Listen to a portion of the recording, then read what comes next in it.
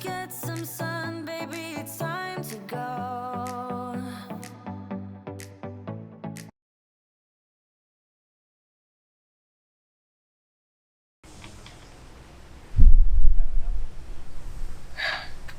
I am putting up our string lights, which I've been very excited about. They are outdoor lights. These are plastic little globes with little air bubbles in them, so they look really pretty. Very low light, but it'll also allow us to have nice dinners and late nights out here without having to worry. Came home the next day to find a surprise waiting for us in our cockpit. A small songbird had landed in the cockpit and was fluttering around and seemed like they were stuck. We weren't sure exactly what to do since we'd never dealt with a bird before, especially one on our new boat. So we did some quick Googling and found out that this little guy was called a fledgling, a bird who's just left the nest but hasn't quite figured out how to fly away yet. And so we put our cushions in a small spot, which he crept up into, did some more research and found that we shouldn't touch him at all, but leave him alone, and that he would call out to his mom, who should be hovering around nearby. And sure enough, when we left him alone, we saw that a few birds were fluttering around, as well as on the mast near our boat. On the other boat, just one over, a small nest had formed in their mast.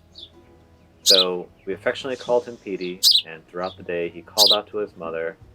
We saw her fly over to the boat, so she was feeding him while he was still figuring out how to use his wings. And so we let them do their thing, and he spent a little bit of time fluttering around our cockpit and enjoyed himself on Turtle for just a short while. Later that day, Petey took flight and headed off on his own grand journey.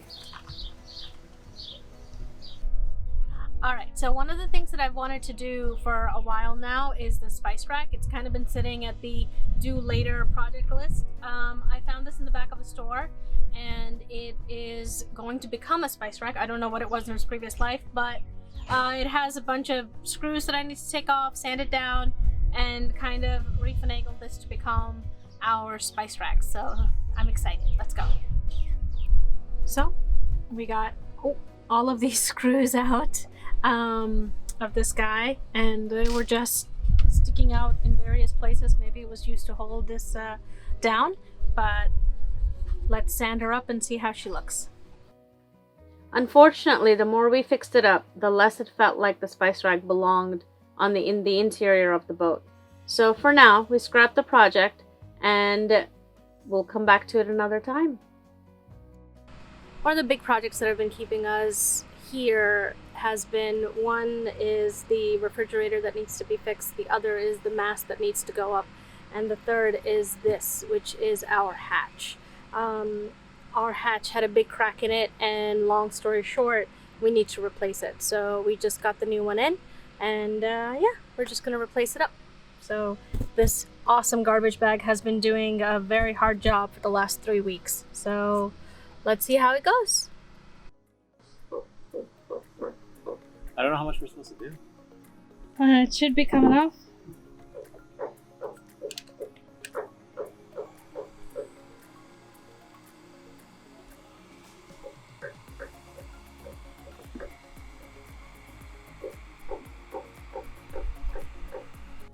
We spent quite a while trying to get the hatch off, using a heat gun and many other tools to try to pry it off, but it was held down with an adhesive called 5200, which is meant to create a permanent seal. Eventually, we found a formula called D-bond, which allowed us to dissolve the 5200 and get most of the hatch off. And from there, it was all about brute force to remove the rest of it.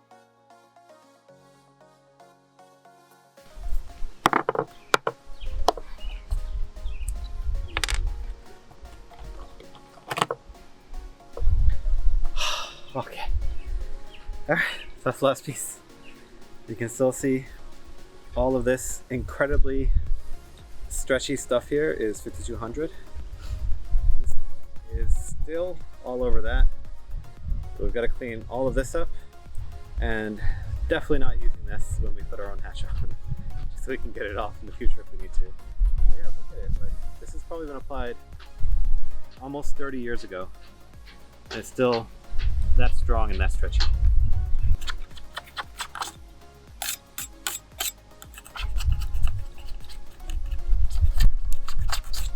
All right, so we solved the mystery of the screws in the back, the four screws that were being stubborn. This piece of wood, which was originally actually covered by this guy here, so basically this was hidden like this up against the hatch. Behind here, like some hidden magical room, these screws were actually being held in place with a washer and a screw. This is why they were spinning and not coming up. So once we got them out, we got those out. So that's the wood that is on the inside of the boat. Oh no, I just dropped some onto the lens. Above that is the fiberglass that is the outside of the boat. And above that is Spandana. Hello. Hello. Okay, enjoy your scraping. Almost done. Good job. Next, we mixed up some gel coat and applied it around the hatch to any areas that were damaged. Then we sanded that down to make it flush.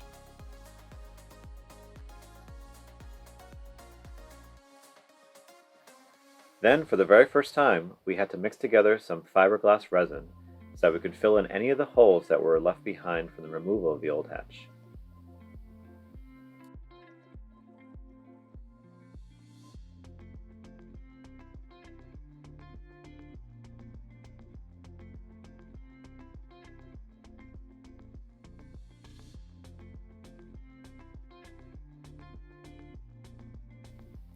It took a full 24 hours for the fiberglass to cure, but once it did, it was as hard as anything else on the boat. Then we just needed to sand it down and get ready to put the hatch in. Placed it down, taped out the area so we could figure out exactly where we wanted it, then drilled in the holes, attached the screws, and used something called butyl tape to seal the area so no water could make it in.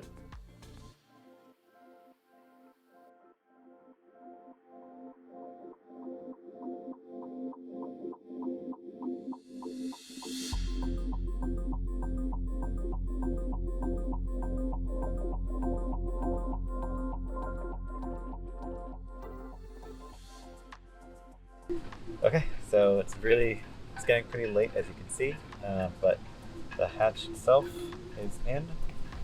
There's some squeeze out from the butyl. You can see the gray stuff all around the edge. We're gonna let it kind of squeeze out overnight. It's not fully tightened yet, but yeah, tomorrow we'll get all the butyl out, we'll retighten everything, more will come out, kind of tighten everything down to the final lock position. Alright. But hatches I think complete.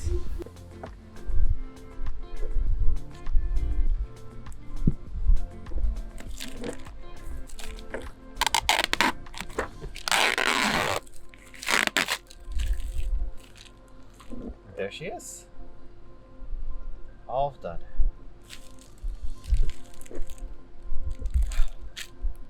That looks amazing. Ooh, ooh.